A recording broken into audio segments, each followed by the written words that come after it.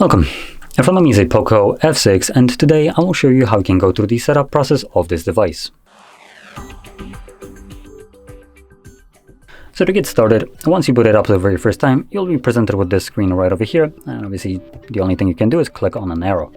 On the next page, find your desired language from the list. I'll be choosing English, and then moving on to the next page, we can select our region. Now for me, it did select the correct one, so I'm gonna go straight away to the next page, which confronts me with terms and conditions, just, you know, the warm fuzzy things.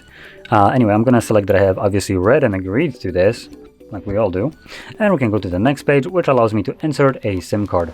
This step right here is optional, you don't have to do that, but by choosing to skip this and also skipping Wi-Fi connection, like I am going to, the device won't set up date and time automatically, and additionally a Google login page won't show up throughout the setup process. Now here we have some Google services like location scanning and sending user and diagnostic data. You can turn those off, but let's be honest, it's Google, so you don't know how much effect this actually has. I'm going to go to the next page, which then allows me to select a screen protection to my device. That'd be pen pattern password, along with optional fingerprint and face unlock. Now, if you're planning to use any of the two second ones, like the fingerprint or face recognition, you will always be required to also select pin pattern or password. And the reason for that is if something would happen to your biometrics, you would just lose access to your device altogether. That's why it leaves you an option to unlock it using pin pattern or password.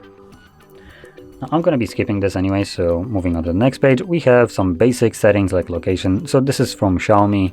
Now, out of all of this, there is one most egregious one, which is personalized ads.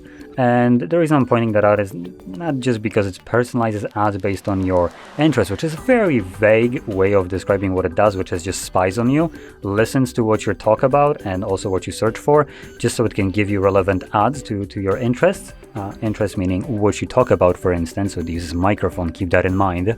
But that's not even the most egregious part. It's the fact that I can basically try to disable any of these. This one gives me a shitty pop-up. That it's such a fantastic bullshit function. No, it's not. It's horseshit. So yeah, I recommend turning that off, just without a doubt. And then you can go to the next page, which allows you to select a font. So this is just stylistic. It doesn't really matter much. So moving on to the next page, we have set up your lock screen. This is some like carousel wallpapers.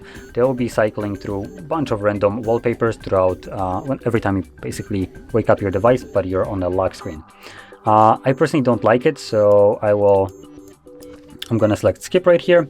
Then you can select your launcher or home screen, and this basically finishes up the setup.